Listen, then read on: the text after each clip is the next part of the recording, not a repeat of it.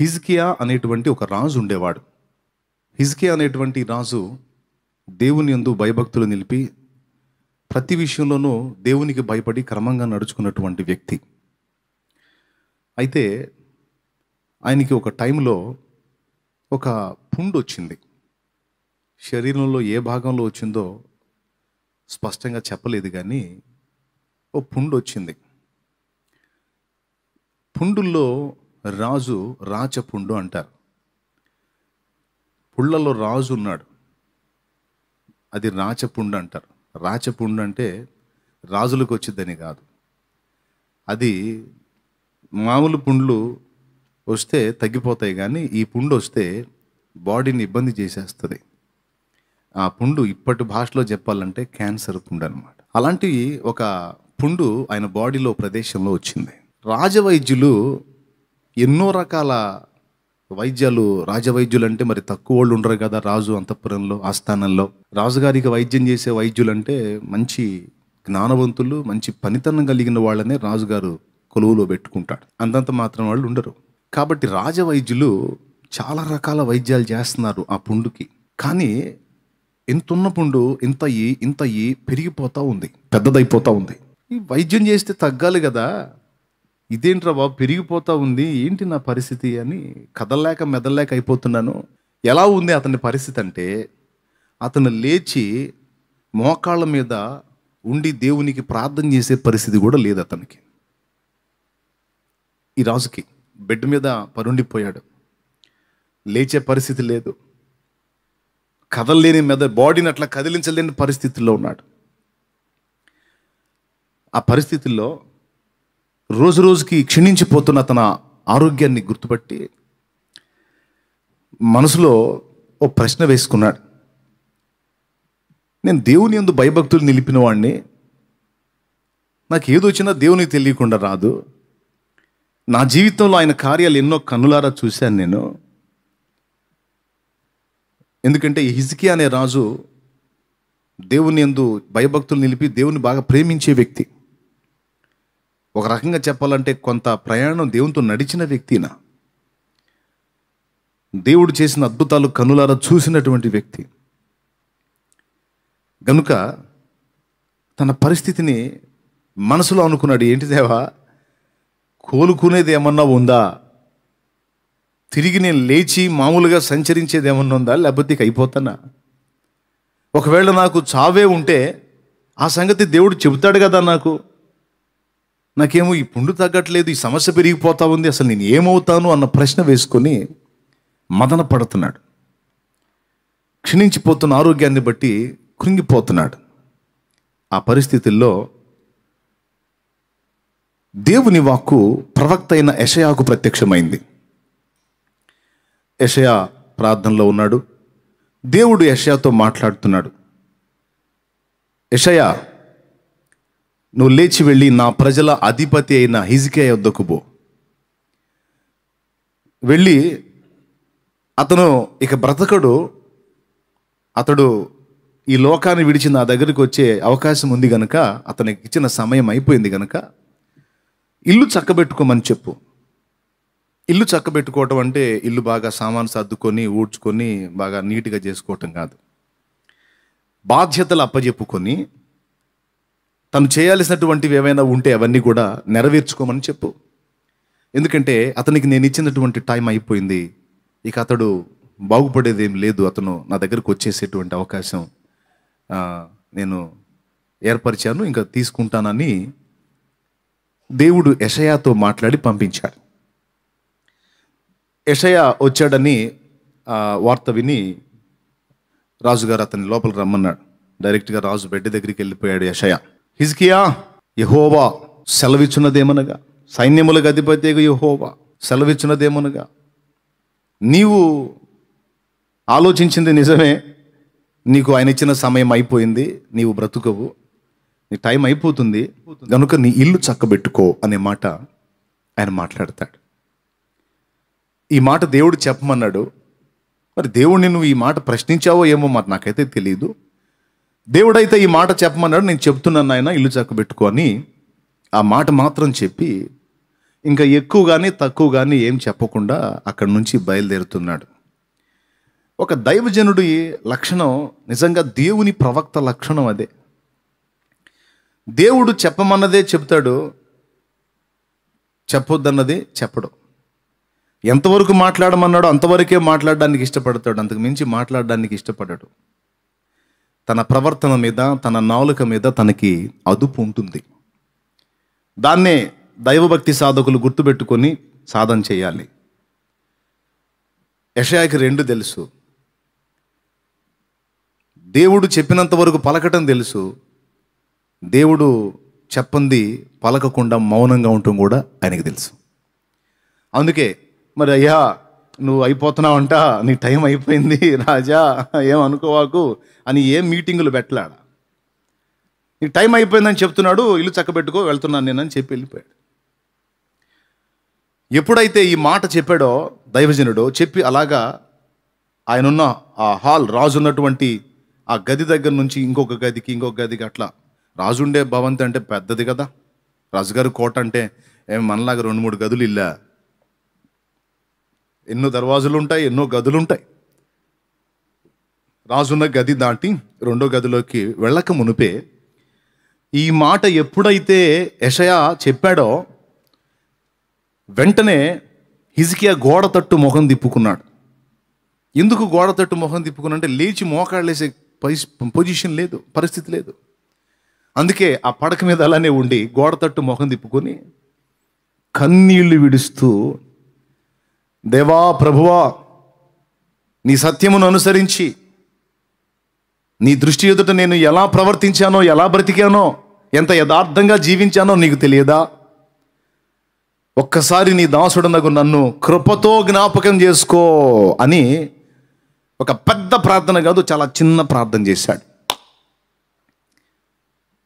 ఆ ప్రార్థన కన్నీళ్లతో చేశాడు. తన స్థితి, దేవుని ముందు తను ఎలా బ్రతుకుతున్నాడో అది దేవుని ముందు ఉంచి చేశాడు.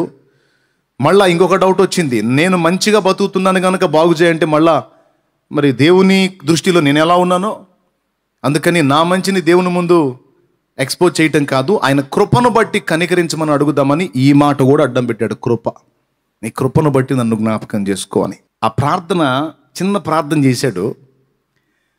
ఆ ప్రార్థన కంప్లీట్ అయిందో లేదో ఏడుస్తూ ఉన్నాడు ఆయన. వెంటనే మళ్ళా యెషయాకి దేవుని వాక్కు ప్రత్యక్షమైంది. ఆ భవంతి పూర్తిగా దాటిపోలా, ఒక ప్రదేశం, ఒక గది దాటి ఇంకొక గదికి, ఇంకొక గది దాటి ఇంకొక గదికి వెళ్తున్నాడు. అక్కడికి రాగానే దేవుని వాక్కు, యెషయా అని పిలిచాడు. చిత్తం ప్రభువా. చూడండి ఎంత అద్భుతంగా ట్యూన్ అయి ఉన్నాడో దేవునికి, ఎంత స్పీడ్గా ఉన్నాడో దేవుని వాక్కు గుర్తుపట్టడంలో, దేవుని నడిపింపు పొందుకోవటంలో. నాకు ఆశ్చర్యం. ఏం ఫోనా 2 రింగులు కాగానే హలో ఏందయ్యా చెప్పా నువ్వు చెప్పమన్నది చెప్పా, ఏంటి మళ్ళీ అంటానికి ఏమన్నా ఫోన్ ఉందా యెషయా చేతిలో? ఫోన్ లేదు. కానీ యెషయా మనస్సు, యెషయా ప్రాణాత్మ దేహములు దేవుని మనస్సుతో ట్యూనై ఉన్నాయి. వాళ్ళు ఎలాగ భక్తి సాధన చేశారంటే, లోకంతో తెగతెంపులు చేసుకుని దేవునితో ఉన్న అనుబంధాన్ని తెగిపోకుండా కాపాడుకున్నారు. కీలకమైన విషయం.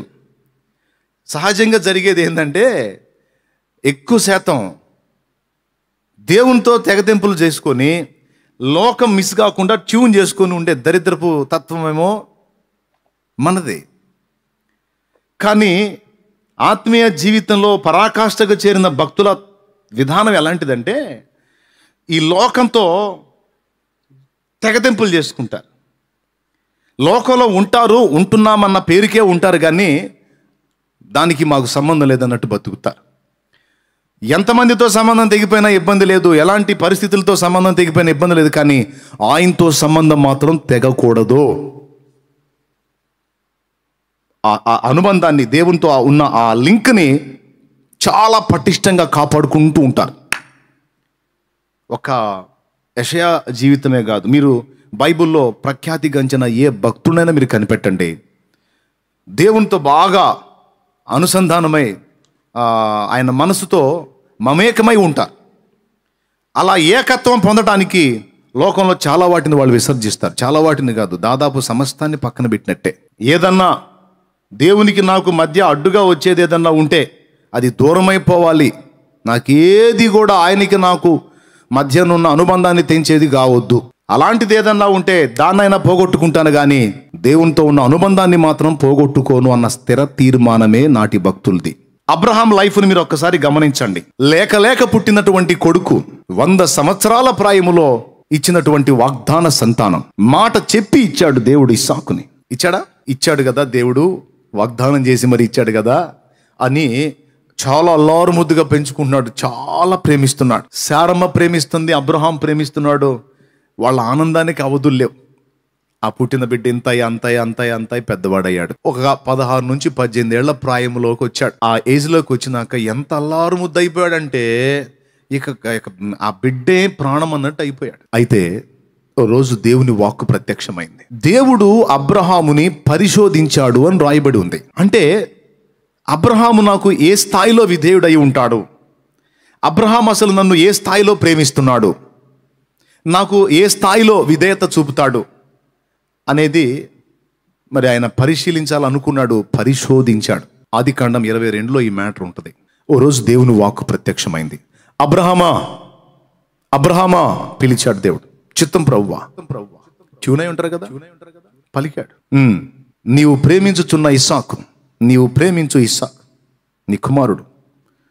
ఆ బిడ్డను తీసుకొని మొరియా దేశమందు నేను నీకు చూపించేటువంటి ఒక పర్వతం మీద అతన్ని నాకు దహన బలిగా అర్పించన్నాడు. చూడండి, లేక పుట్టిన సంతానం అల్లారు ముద్దుగా పెంచి ఒక పువ్వు మాదిరిగా, పుష్పం మాదిరిగా ఎక్కడ ఏది నలుగుతుందో అన్నట్లుగా ఆ బిడ్డను అంత బాగా పెంచుకొచ్చినటువంటి కొడుకుని తెచ్చి ఒక పొట్టేలుని కానీ బలి అర్పించినట్టు, ఒక కోడెను బలి అర్పించినట్టు దహన బలిగా ఆ బిడ్డను ఇమ్మని దేవుడు కోరాడు.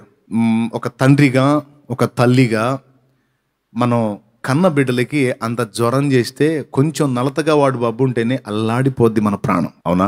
మన కళ్ళ ముందు టీచర్ వాడిని కర్రతో ఒక దెబ్బ కొడితే తట్టుకోలేదు మన మనస్సు. అవకాశం దొరకదు కానీ, లేకపోతే టీచర్ని 2 బాద్దాం అనిపిస్తుంది. ఎందుకంటే టీచర్కి జస్ట్ వాడు ఒక విద్యార్థే, కానీ మనకేమో కన్న బిడ్డ. వాడి ప్రాణం మన ప్రాణం అట్లా అనుసంధానమై ఉంటుంది. వాడికి నొప్పి పుడితే వాడి బాధపడేది ఎంతో కానీ మనకు బాధ ఎక్కువ. వాడికి గాయమైతే వాడు పడే నొప్పి ఎంతో తెలియదు, కానీ తండ్రి తల్లి పడే నొప్పి బోల్డ్ అంతా. కాకపోతే పెద్ద అయిన తర్వాత ఏం పట్టించుకోరు అనుకో పిల్లలు. ఆ ఏడిచావులే పెద్ద, నువ్వే పెంచావా, జనం అంతా పెంచారా, ప్రపంచానికి విరుద్ధంగా నువ్వేమన్నా పెంచావేంది, ప్రపంచానికి విరుద్ధంగా నువ్వే కన్నావైంది, ఆపమ్మ చూశారు కానీ పెద్ద అంటారు.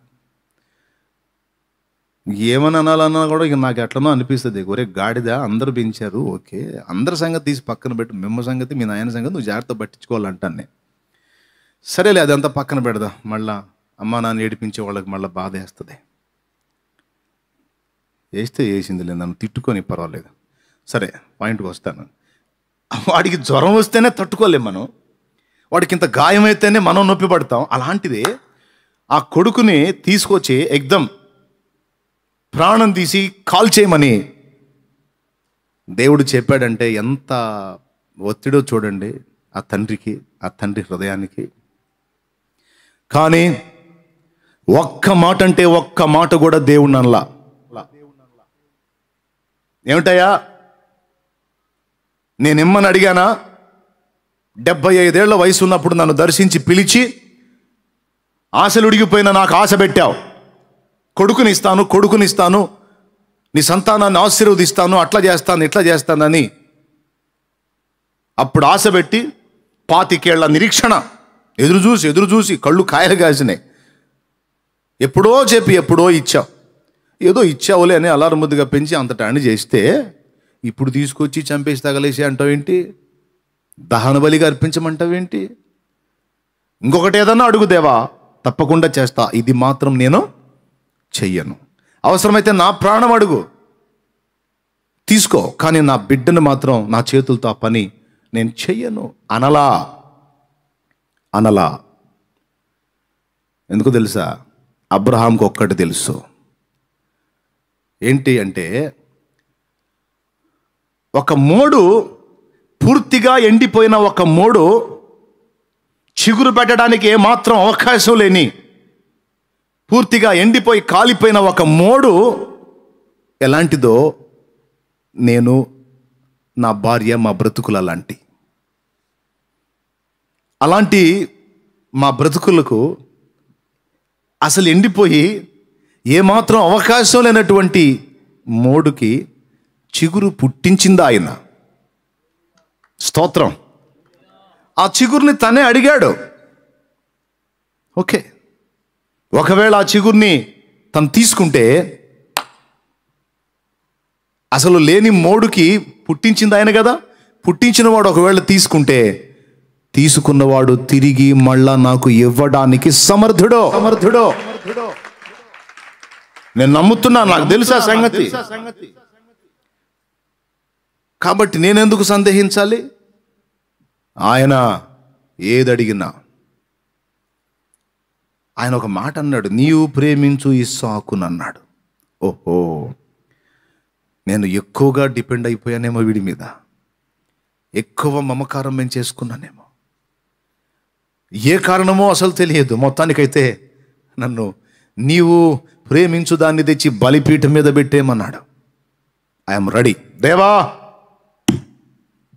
నీకన్నా నాకు ఎక్కువ ప్రేమ కలిగింది ఏది లేదయ్యా. దేవా, నీకన్నా నేను ఇంకెవరినయ్యా ప్రేమించేది? అసంభవం. కట్టుకున్నదైనా, కన్న బిడ్డైనా, చుట్టాలైనా, బంధువులైనా, ఎవరైనా, ఆఖరికి నా ప్రాణమైనా నేను ప్రేమించను దేవా.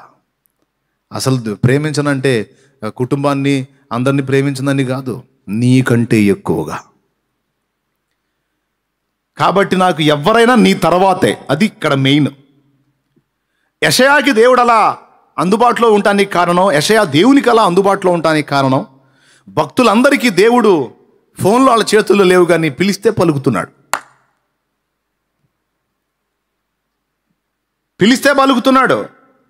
వాళ్ళు పిలవకపోయినా ఆయన పలకరించి మాట్లాడుతున్నాడు. అసలు ఎంతస్తుకు ఎలా రాగలిగారు వాళ్ళు అంటే ఇదే కారణం. దేవుని తర్వాతే ఏదైనా, దేవుడు ఏది చేసినా అందులో సంపూర్ణ న్యాయం ఉంటదే. ఒకవేళ నాకు అర్థం కాకపోయినా తప్పకుండా ఆయన న్యాయము నాకు తీరుస్తాడు. కాబట్టి ఆయన అన్యాయస్తుడు కాడు. ఆయన ప్రేమ గలవాడు, న్యాయవంతుడు, సత్యవంతుడు, యథార్థవంతుడు. కాబట్టి ఆయనే నాకు ముఖ్యం, ఆయన తర్వాత ఏదైనా ఎవరైనా అనే స్థిర తీర్మానం తీసుకెళ్ళాడు. శారాకి చెప్పలా, భార్యకి చెప్పలా, మాతో ప్రేమ కదా అడ్డుపడిద్దేమో అని భార్యకి చెప్పకుండా కొడుకు చెప్పుకొని, పనివారికి చెప్పుకొని, పుల్లలు, అగ్ని, కత్తి, తాడు, ఆ కట్టెలండి, పుల్లలంటే కట్టెలు తీసుకెళ్ళి దేవుడు చూపించిన ప్రదేశం ఆ పర్వతం దగ్గరికి వెళ్ళి పని వాళ్ళని కిందనే ఆగమన్నాడు. చూడండి, పని వాళ్ళని కిందనే ఆగమన్నాడు. ఒక పక్క ఆశ, ఈ వెళుతున్న మార్గంలో పర్వతం దగ్గరికి వెళ్ళకమును పాపుతాడేమో, అబ్రహామా వద్దులే వెళ్ళిపో అంటాడేమో అని ఆశ. ఓ పక్క మానవ సంబంధమైన ప్రేమను బట్టి, ఆహా ఏం రాలా దేవుని మాట, ఏం పర్లా, నేనేం లెక్క చేయను, నాకు నువ్వే ముఖ్యం, నీ మాట ముఖ్యం, నీ మాటే నాకు సమస్తం, నువ్వు చెప్పావు నేను చేస్తా అంతే. స్తోత్రం. కొండెక్కుతున్నాడు, మళ్ళీ పక్క మనసు లాగుతుంది, అబ్రహామా వద్దులే అంటాడేమో అని. కొడుకు మాట్లాడాడు, తండ్రి అన్నున్నాయి, నిప్పుంది, వధించడానికి కత్తి ఉంది, కట్టేయడానికి త్రాడు ఉంది, దహన బలిగా అర్పించడానికి కట్టెలు ఉన్నాయి, నా నెత్తిన పెట్టావు మోపు, మరి వదకు గొర్రె పిల్లేది తండ్రి అన్నాడు. ఆ మాటతో అసలు వాస్తవంగా తండ్రి హృదయం ఎలా ఉంటుందండి? గొర్రె పిల్లేంది నాయన, నువ్వే నన్ను ఇస్సాకు, నిన్నేరా ఇప్పుడు నేను వధించబోతుంది, ఆ గొర్రె పిల్ల నువ్వేరా అని ఎలా చెప్తాడు? ఏం మాట్లాడలా, ఒకటే మాట, పర్వతం మీద దేవుడు చూసుకుంటాడు నాయన, యెహోవా ఇరే, యెహోవా పర్వతం మీద చూసుకుంటాడు. వధకు బలికి గొర్రె పిల్లని దేవుడే చూసుకుంటాడు, నా కుమారుడా నువ్వురా అన్నాడు. ఏడవలేదు, మొత్తుకోలేదు, గగ్గోలు పెట్టలేదు, గందరగోళం కాలేదు. ఎందుకో తెలుసా? ఒకవేళ నేను నా బిడ్డని బలిగా అర్పించినా తిరిగి సజీవుడుగా నా బిడ్డని నాకు తిరిగి చూపించగల దేవుడు నా దేవుడు. చచ్చిపోయి అంతే ఉండేవాడు కాదు, చావును గెలిచి తిరిగి లేచినవాడు. ఆయన చావును గెలిచి తిరిగి లేచాడు గనుక మృతులైన వారిని తిరిగి లేపడానికి నా దేవుడు సమర్థుడు. నాకు సందేహం లేదు. మనసును దిటోపరుచుకుని ఎక్కాడు. నేను చెప్తున్నాను, మనం చేయాల్సిన అవసరం లేదండి. మెంటల్గా మనం తీర్మానం చేసుకున్న తీర్మానాన్ని దేవుడు చేసినట్టుగా స్వీకరిస్తాడు. తెలుసా మీకు? వ్యభిచారం చేసే అవకాశం వచ్చింది. ఒక ప్రదేశం, అది ఎవరు లేరు, పాపం చేయటానికి ఉపక్రమించి సమీపంలోకి వెళ్ళావు. ఈలోపు సడన్గా ఎవరో ఎంటర్ అయ్యారు. పాపం చేయకుండానే పక్కకు వచ్చేసావు. దేవుడు దాన్ని ఏ లెక్కలో రాస్తాడో తెలుసా? వ్యభిచారం చేసినట్టే రాస్తాడు. ఎందుకంటే మెంటల్గా డిసైడ్ అయిపోయావు. ఈ అవకాశాన్ని వినియోగించుకొని వ్యభిచారం చేసేయాలి అని మానసికంగా సిద్ధపడిపోయావు. ఈ సిద్ధపాటుని చేసినట్టు రాస్తాడు.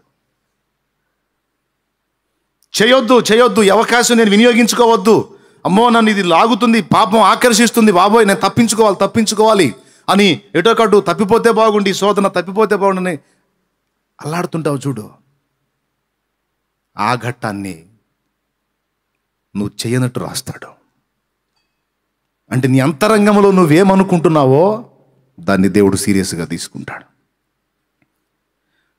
పాపం విషయంలో నీకు రోషం ఉందా, దాని విషయంలో నీకు అసహ్యత ఉందా, దాని విషయంలో నీకు పట్టింపు ఉందా అనేది దేవుడు తీసుకుంటాడు. ఇక్కడ అబ్రహాము కొడుకుని తీసుకెళ్ళి పైకి కట్టెలు తీసుకొని చక్కగా పేర్చి అంత అయిపోయిన తర్వాత ఇస్సాకు కాళ్ళు రెండు దగ్గరికి పెట్టినాను.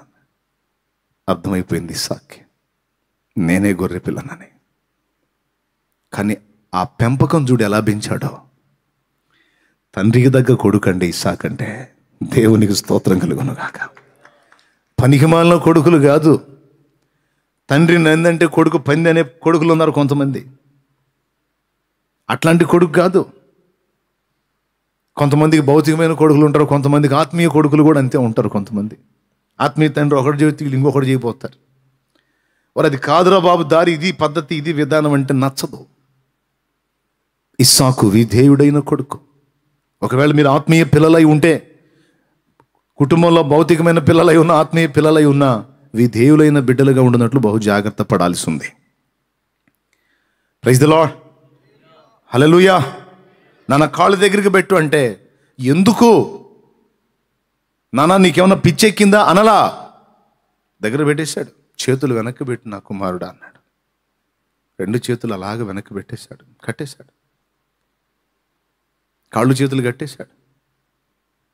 గొర్రె పిల్లని కట్టేసినట్టు కట్టేశాడు. మరి కోసేటప్పుడు కదిలాడతారు కదా, కదిలాడకుండా.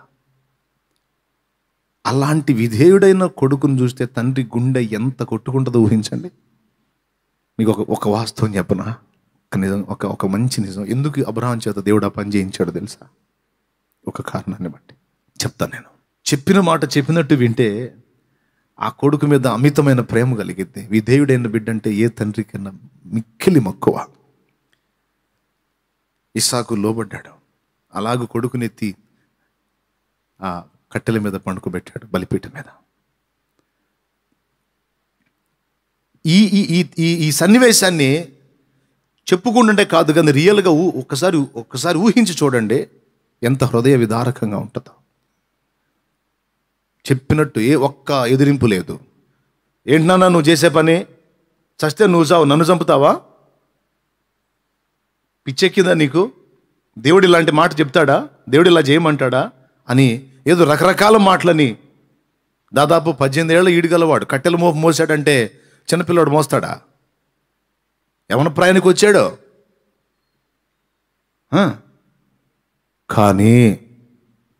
కానీ తన తండ్రి దేవుణ్ణి ఎంత ప్రేమిస్తాడో, దేవుడంటే తన తండ్రికి ఎంత ఇష్టమో, దేవునికి తన తండ్రి ఎంత భయపడతాడో, దేవుని మాటకు ఎంత క్రమంగా లోబడతాడో ఇస్సాకు చూశాడు.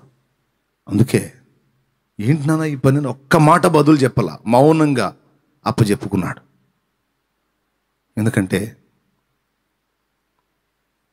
అబ్రహాంకు ఒకటి తెలుసు, దేవుడు నన్ను ఎంతో ప్రేమిస్తాడు, ఆయన నా గుండెకు గాయమైపోయే పని నాకు చెప్పడు, ఇది చెప్పాడంటే ఏదో మర్మం ఉంది అని అబ్రహాంకు దేవుడి గురించి తెలుసు.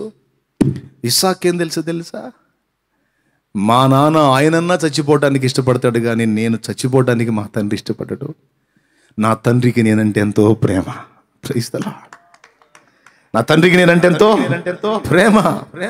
అలాంటి తండ్రే ఈ పనికి పూనుకున్నాడంటే ఇందులో ఏదో మర్మం ఉంది, నేను నోరెత్తకూడదు. దేవునికి స్తోత్రం కలుగు. ఎందుకు అబ్రహాం చేత ఈ పని చేయించాడంటే, అబ్రహాము బలిపీఠం మీద పెట్టిన తర్వాత మానసికంగా ఫిక్స్ అయిపోతాడు. ఇక బిడ్డని ఇక అర్పించడానికి కత్తి కూడా ఎత్తుతాడు. ఒక్క మాట, ఒక్క క్షణం ఆలస్యమైతే అవుట్. మానసికంగా ఫిక్స్ అయిపోయాడు. అందుకే వాక్యంలో ఉంది, అబ్రహాము ఇస్సాకుని బలిగా అర్పించెను అని ఉంది. అర్పించలా, మానసికంగా ఫిక్స్ అయిపోయాడు, దేవుడు అర్పించాడు అని రాశాడు. కానీ అబ్రహాము బలిపీఠం మీదకి పెట్టేసి మనసులో ఇస్సాకుని అర్పించేశాడు. అంటే మనసులో అర్పించేశాడు అంటే రియల్గా కూడా దేవుడు ఆగు అనకపోతే వాడు ఎంత ముద్దుల కొడుకైనా, ఎంత బంగారు కొడుకైనా, దేవా నీకంటే నాకు ఎక్కువ కాదు, పర్వాలేదు నీ కొరకు వాడిని అర్పించినా తిరిగి వాడికి ప్రతిగా 100 మందిని తిరిగి నాకు అప్పచెప్పగల దేవుడు, వానినే తిరిగి సజీవంగా మళ్ళా నాకు ఇవ్వగల దేవుడవు నువ్వు, స్తోత్రం అని ఫిక్స్ అయిపోయి. కానీ అబ్రహామును అప్పగించనివ్వలా, ఆపేశాడు దేవుడు. అబ్రహామా, చిన్నవాడి మీద చెయ్యి వేయొద్దు. ఈ విషయంలో నీవు దేవుని మాటకు భయపడువాడవని అర్థమైంది, నాకు భయపడువాడవని అర్థమైపోయింది. నా పరిశోధనలో నువ్వు పాస్ అయ్యావు. ఒక్క మాట నన్ను సనగలా గొనగలా అడ్డు చెప్పలా, నువ్వే కాదు నీ బిడ్డ కూడా పాస్ అయ్యాడు. గనుక ఇదిగో నేను నిన్ను ఆశీర్వదిస్తానని దేవుడు మాట్లాడాడు. కానీ అబ్రహాము బిడ్డని అర్పించలేదు. కానీ మన పరలోకపు తండ్రి ఇస్సాకు కంటే గొప్పవాడైన యేసయ్యను, ఇస్సాకు కంటే గొప్పవాడైన యేసయ్యను, తన అద్వితీయ కుమారుని, జనితైక కుమారుని, ఇతడు నా ప్రియ కుమారుడు అని చెప్పాడు తండ్రి. ఇతడు నా ప్రియ కుమారుడు, ఇతని యందు నేను ఆనందించుచున్నానని మనసారా చెప్పినటువంటి తండ్రి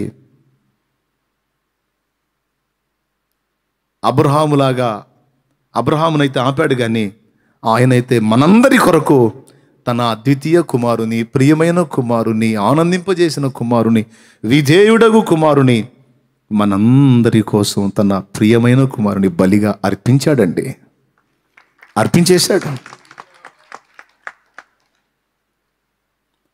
ఈ మ్యాటర్ ఎందుకు చెప్పానంటే, భక్తులు దేవునికి ఎలా ట్యూన్ అయ్యారంటే, ఇకేం పట్టదో, ఏది విలువైందిగా తీసుకోరు. అవి భూ సంబంధమైన బంధాలైన, సెంటిమెంట్లైన వేటికి దేవుని కంటే ఎక్కువ విలువ ఇవ్వరు. ఏదున్నా, ఏది పోయినా, ఎవరున్నా పోయినా వేదన ఉండదు. ఎందుకు తెలుసా?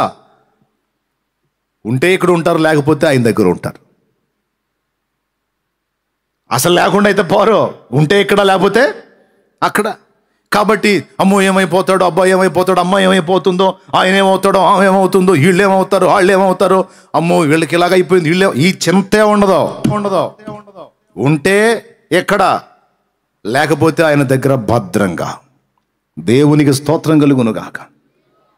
మనసు అట్లా ట్యూన్ చేసుకుంటారనమాట. ఇక వాళ్ళని ఏది గెలవలేదు. మన బంధము అనుబంధము విడదీయగలరా ఎవరైనను, మరి ఏదైనా డోంట్ కేర్. ఎవరున్నా లేకున్నా, ఉన్నా పోయినా, ఏమైనా నాకు ఆయన చాలు. ఇవేవి పర్మనెంట్ కాదు భూమి మీద. ఇవాళ కాకపోతే రేపు, రేపు కాకపోతే 10 ఏళ్ళకి, 10 ఏళ్ళ 20 ఏళ్ళకైనా సరే అందరం ఉంటాం. ఇక్కడే బాబా అందరం ఉంటామా? ఇప్పుడు మీరందరికి నేను గ్యారంటీ, నాకు మీరందరు గ్యారంటీ. ఎవరికి గ్యారంటీ? అంత ఎన్ని సంవత్సరాలు గ్యారంటీ? ఈరోజు నా పిల్లలు, నా భార్య, నా భర్త, నా అమ్మ, నా అని మొత్తుకుంటున్నాం. ఎంతవరకు ఎవరితో అనుబంధాలు? ఖచ్చితంగా ఒకనాటికి ఈ లోక బంధాలన్నీ తెగిపోవును ఒకనాడు.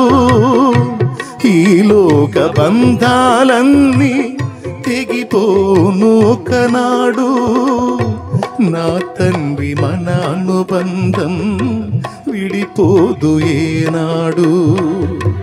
నా తండ్రి మన అనుబంధం విడిపోదు ఏనాడు, విడిపోదు ఏనాడు. యేసుని అనురాగం నిజమైన మమకారం చూపున ఎవరైనా ఈ బ్రతుకులో.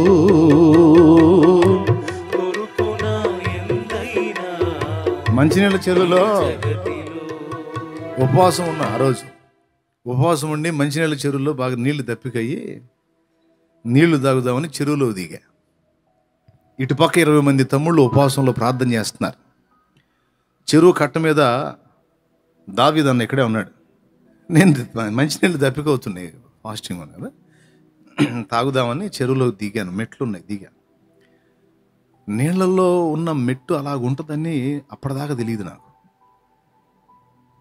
నేను నీళ్లు తాగుదామని ఆ మెట్టు మీద, ఎందుకంటే కొద్దిగా 2 మెట్లు నీళ్ల లోపలికి వెళ్ళి కొంచెం ముందుకెళ్ళి తాగితే ఆ నీళ్లు స్వచ్ఛమైన నీరు దోసిలికి వస్తుందని ఆ నీళ్ళల్లో ఉన్న మెట్టు మీద కాలేసా.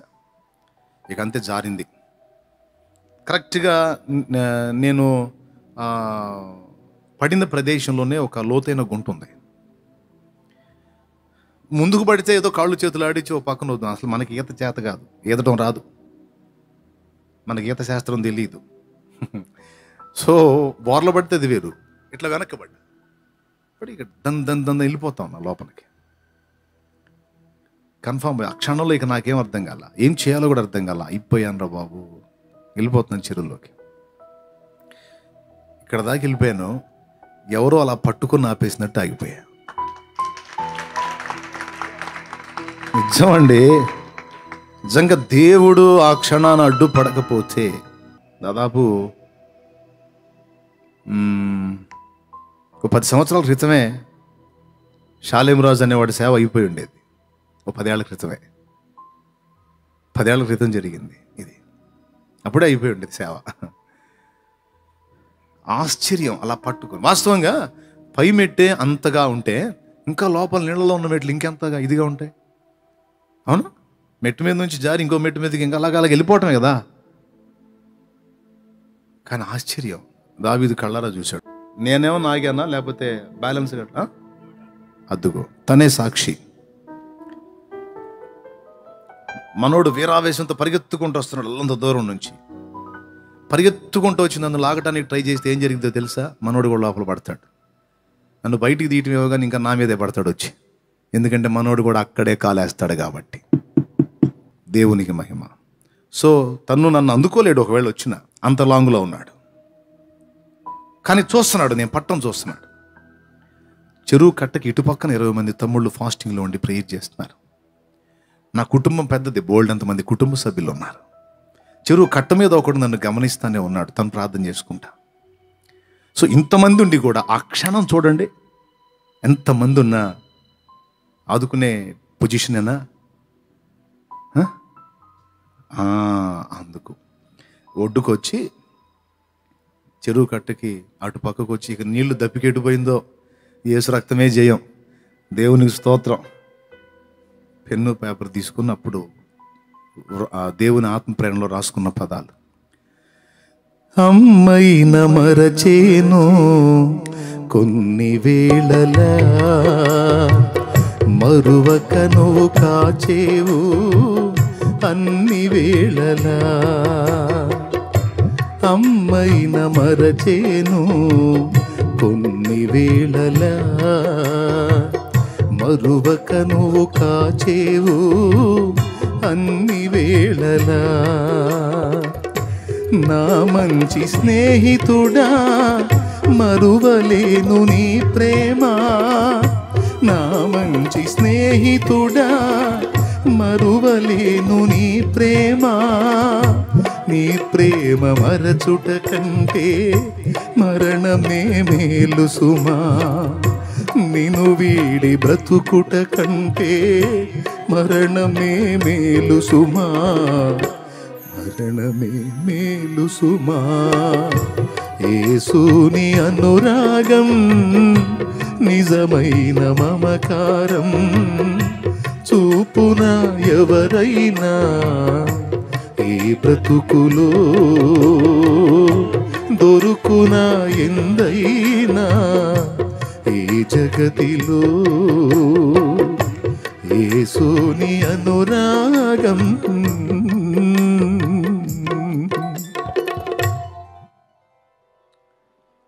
మరి అట్లయితే పౌలుని ఎందుకు కాపాడలేదు అన్నయ్య? మరి అట్లయితే ఇప్పుడు చనిపోయిన సేవకులను ఎందుకు కాపాడలేదు? మరి కొంతమంది హఠాత్తుగా చనిపోతున్నారు, మరి వాళ్ళని ఎందుకు కాపాడలేదు? నిన్ను కాపాడాడని దేవుని పొగుడుతావా? మరి కొంతమందిని చావు కాపజెప్పాడు, మరి వాళ్ళ సంగతి ఏంటి అని అడుగుతారా? దేవుడు వారికి నిర్ణయ కాలం నిర్ణయించినంత వరకే వారికి భూమి మీద మనుగడ.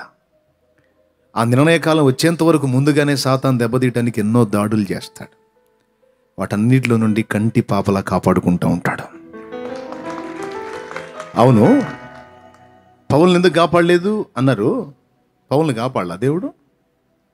పౌల్ని దేవుడు అనుక్షణం అనుక్షణం అనుక్షణం అనుక్షణం కాపాడుకుంటూ వస్తేనే కదా చివరి దాకా బ్రతికి చివరిలో హతసాక్షి అయింది. ఈరోజు కొంతమందిని పోగొట్టుకున్న వాళ్ళు ఇప్పుడు ఎందుకు కాపాడలేదు దేవుడు అంటే, దేవుడు కాపాడకుండానే ఇన్ని సంవత్సరాలు వాళ్ళు బతికారా? చెప్పండి. దేవుడు కాపాడకుండానే ఇప్పటిదాకా బతికిన వాళ్ళు బతికారా? కాదు కదా. ఆఖరికి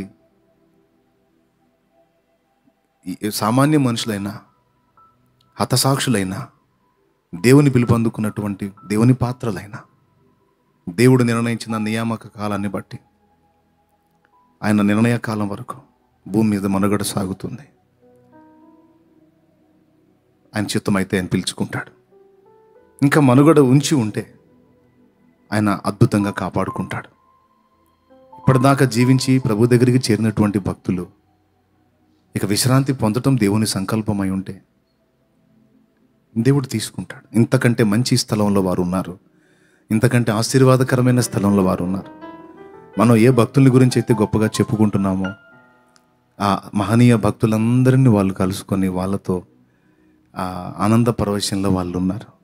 కోల్పోయిన మనం కొద్దిగా బాధపడుతున్నాం, సంఘాలు కొంచెం బాధపడుతున్నాయి, బిడ్డల్ని కోల్పోయిన కుటుంబాలు కొన్ని వేదన పడుతున్నాయి. కానీ వాస్తవం నిజంగా బైబిల్ ప్రకారం ఆలోచిస్తే వారు చెప్పనశక్యమైన మహిమాయుక్తమైన సంతోషంలో ఉన్నారు. వారి ప్రయాసం మాని రిలాక్స్ అవుతున్నారు, విశ్రాంతిలో ఉన్నారు. కాబట్టి కాపాడుకుంటాడు దేవుడు.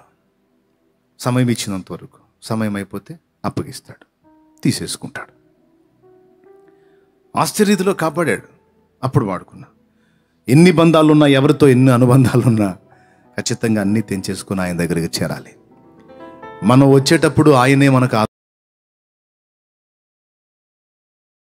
ఆనప్పుడు, అలాగే నీ మనసును నువ్వు సిద్ధపరచుకోగలిగినప్పుడు ఆయన నీకు ఈ లోకంలో ఉన్న మనుషులందరికంటే కూడా అందుబాటులోకి వచ్చేస్తాడు. ఎంత అద్భుతంగా మనతో స్నేహం చేస్తాడంటే ఆయన చిన్నది పెద్దది ఏదైనా చెప్తుంటాడు, చూపిస్తుంటాడు. దర్శనం ద్వారా చూపిస్తుంటాడు, స్వప్నం ద్వారా చూపిస్తుంటాడు. చీటికి మాటికి మనతో మాట్లాడాలని ఇష్టపడతాడు. నీకు మనసుండి అందుబాటులోకి వెళ్ళాలే కానీ ఎప్పుడు నీతో మాట్లాడాలని మిగుల ఆశత. నా ఊపిరైంది నీ శ్వాసని, నిత్యము నీకెప్పుడు నా ధ్యాసనే. ఏమయ్యా, ఇంక నీకు వేరే ప్రపంచం తెలీదా? వేరే లోకం వెళ్ళలేదు? ఎప్పుడు నా గురించి ఆలోచిస్తుంటావా? ఇది నా ఫీలింగ్. మరి మీ ఫీలింగ్ ఎలా ఉందో నాకు తెలియదు. మీకు కూడా అదే ఫీలింగ్ ఉందా? దేవునికి స్తోత్రం కలుగును గాక. తమ్ముడా, నేను చెబుతున్నాను, మన సేవకులు అని కాదు. అసలు వాళ్ళు గొప్పోళ్ళు, వీళ్ళు గొప్పోళ్ళు. అసలు నాది ఒక జీవితమా? నాది ఒక బ్రతికేనా? నా ఇంటి వాళ్ళే నన్ను పట్టించుకోరు, నా సొంత వాళ్ళే నా గురించి ఆలోచించరు. ఇంకా ఆయన అనుకునే వాళ్ళు ఎవరైనా ఈ భూమి మీద ఉంటే చెప్తున్నా, నిజంగా చెప్తున్నా, దేవుని వాక్యాన్ని బట్టి ధైర్యంగా చెప్తున్నాను, ఖచ్చితంగా ఆయన నీ గురించి పిచ్చిగా ఆలోచిస్తాడు. చాలా చాలా చాలా ఇష్టంగా కోరుకుంటాడు. నిన్ను గురించి ఆయన ఆలోచించని దినం ఒక్కటైనా లేదు లేదు లేదు లేదు లేదు. అది నాకు అర్థమయ్యే పాడుకున్నా. నా ఊపిరైంది నీ శ్వాసనే, నిత్యము నీకెప్పుడు నా ధ్యాసనే. నీ ప్రాణమిచ్చింది నా కొరకనే, నీలాంటి ప్రేమికుడు ఇలా లేడని. చావైనా బ్రతుకైనా, మేలైనా కీడైనా, నీతోనే నా పయనము. నీ ప్రేమ ప్రాకారము యేసయ్యా, నీ పొందు నా భాగ్యము. నీ ప్రేమ ప్రాకారము యేసయ్యా, నీ పొందు నా భాగ్యము. నీతోనే అనుబంధం, నీలోనే ఆనందం. నీ ప్రేమ ప్రాకారము యేసయ్యా, కావాలి నీ స్నేహము.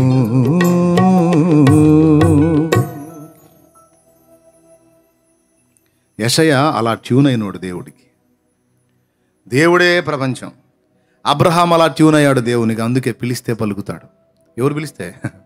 దేవుడు పిలిస్తే అబ్రహాం పలుకుతాడు, అబ్రహాం పిలిస్తే దేవుడు పలుకుతాడు. నోవహు అలా ట్యూన్ అయ్యాడు దేవునికి. అందుకే ఓడ దేంతో కట్టాలో, ఏ పొడవు, ఏ వెడల్పు, ఎంత హైటు మొత్తం చెప్పాడు. చితిసారకపు మ్రాను తీసుకుని కట్టునాయన అని ఏ కట్టె వాడాలో ఓడ నిర్మాణానికి దేవుడు చెప్పాడు. ఎంత పొడవు, ఎంత వెడల్పు, ఎన్ని అంతస్తులు మొత్తం దేవుడు చెప్పిన లెక్క ప్రకారం ఓడ కట్టాడు. మొత్తాన్ని అందులో చేర్చాడు. జలప్రళయంలో క్షేమంగా కాపాడబడ్డాడు. ఆశ్చర్యం కలిగేది నిజంగా వాళ్ళతో. అసలు ఆయన ఏలియాను ఆరోహణం చేసేటప్పుడు ఎలీషాకి తెలిసింది. ప్రవక్తల శిష్యులు ఏలియా వెళ్తూ ఉంటాడు, వెనక ఎలీషా పోతూ ఉంటాడు. ఒక ప్రదేశానికి రాగానే, ఎలీషా ఇక్కడ ఆగు నాయన, దేవుడు నన్ను ఇంకో ప్రదేశానికి పోమంటున్నాడు. యెహోవా జీవంతోడు, నేను నిన్ను ఎడబాసి ఉండను, నిన్ను వదలనే వదలను అంటాడు. అక్కడ నుంచి ఇంకో ప్రదేశానికి పోయి, ఇక్కడన్నా ఆగవయా, నన్ను దేవుడు ఇంకో చోటకు రమ్మంటున్నాడు. ఎలీషాను వదిలించుకోవాలని ఏలియా వదలడు. ప్రవక్తల శిష్యులు ఆయన దగ్గరికి వచ్చి, ఎలీషా, ఈరోజు దేవుడు నీ గురువు గారిని ఆరోహణం చేయించబోతున్నాడని తెలుసా నీకు? ఎలీషా ఏమంటాడు తెలుసా? మీకంటే ముందే తెలుసు నాకు, మీరు పోండి అంటాడు. అసలు ఏంది ఇది? ఏలియానే కాదు, ఆయన అనుసరించిన ఎలీషా కూడా దేవునితో ఎంత కనెక్ట్ అయి ఉన్నాడో చూడండి. అది భక్తి సాధన అంటే. గురువు ఒక రకంగాను, శిష్యుడు ఒక రకంగా కాదు, మించిపోయాడు. అవునా? చివరికి అనుకున్నది పొందుకొని వదిలాడు. అసలు అంతగా ఎలాగ సాధ్యమైందంటే నేను చెప్పింది ఇదే పద్ధతి. లోకములో ఏది కూడా దేవుని వారిని తెంచలేకపోయింది. అందుకే హిజ్కియాకి చెప్పాడు, చెప్పి రిటర్న్ అయ్యి పూర్తిగా ఇల్లు కూడా దాటకముందే మళ్ళీ దేవుని వాక్కు యెషయాకి ప్రత్యక్షమైతే వెంటనే ఆ మాట తీసుకొని మళ్ళీ రిటర్న్ వచ్చాడు. వచ్చి, హిజ్కియా, నీ దేవుడగు ప్రభు, మన దేవుడగు ప్రభు, అద్వితీయ ప్రభు యెహోవా సెలవిచ్చున్నదేమనగా, నీవు కన్నీళ్లు విడుచుట నేను చూచి తిని, నీ ప్రార్థన నేను అంగీకరించి ఉన్నాను, నేను నిన్ను బాగు చేసేదను అని ఆయన చెప్తున్నాడు. నువ్వు ఏడ్చావా? నేను చూడలేదు, ఆయన చూశాడు. నీ కన్నీళ్లు చూశాడంట. నువ్వు చేసిన చిన్న ప్రార్థన దేవుడు విన్నాడు. ఆయన బాగు చేస్తానని మాటిస్తున్నాడు. హల్లెలూయా, హల్లెలూయా అని ఇంకా సూచన ఒకటి చెప్పి రాజవైద్యులకి చెప్తాడు. ఏయ్ వైద్యులారా, అయ్యా అయ్యా చెప్పండి, దైవజనుడు గారు చెప్పండి. అంజూరపు అడలు తెలుసు కదా, అంజూరపు అడలు, అంజూరపు కాయలు అడలుగా ఉంటాయి కదా. అంజూరపు అడలు ఒక ముద్దగా చేసి తెచ్చి ఆ పుండు కట్టండి, అది తగ్గిపోతుందని దేవుడు సెలవిచ్చాడు అంటాడు. తర్వాత నిజంగా ఆ కార్యం జరిగితే హిజ్కియా బాగుపడతాడు. నా పాయింట్ ఏంటంటే, నేను చదివించిన మూలవాక్యం దగ్గరికి ఇప్పుడు వచ్చా. ఈ ముందు ఒక మంచి సందర్భం ఉంది కాబట్టి యెషయా వెంటనే దేవుని స్వరం అంత తేలిగ్గా, అంత ఈజీగా ఎలా వినగలిగాడు అన్న ఒక పాయింట్ దగ్గర భక్తులు ఎంత ప్రతిష్ట కలిగి ఉన్నారో, ఎంత సమర్పణ కలిగి ఉన్నారో, లోకంతో తెగతెంపులు చేసుకొని దేవునితో ఎలాగా అంటుకట్టబడ్డారో, అనుబంధం ఏర్పరచుకున్నారో. ఈ లోకంలో ఏవైనా తెగిపోయినా వాళ్ళు పట్టించుకోలేదు, కానీ దేవునితో సంబంధం తెగిపోవటం అంటే ప్రాణం పోవటం కంటే ఘోరమైన సంగతి. సో దానికి బదులు ప్రాణం పోయినా పర్వాలేదు అన్నంత అనుబంధం దేవునితో ఏర్పరచుకున్నారు. ఈ కారణాన్ని బట్టే దేవుడు అనుక్షణం వారితో సంభాషించాడు, వారు దేవునితో నడిచారు అని చెప్పాను నేను. దేవునితో ట్యూన్ అయ్యే విషయం ఎంత బలమో మన ఆత్మకి.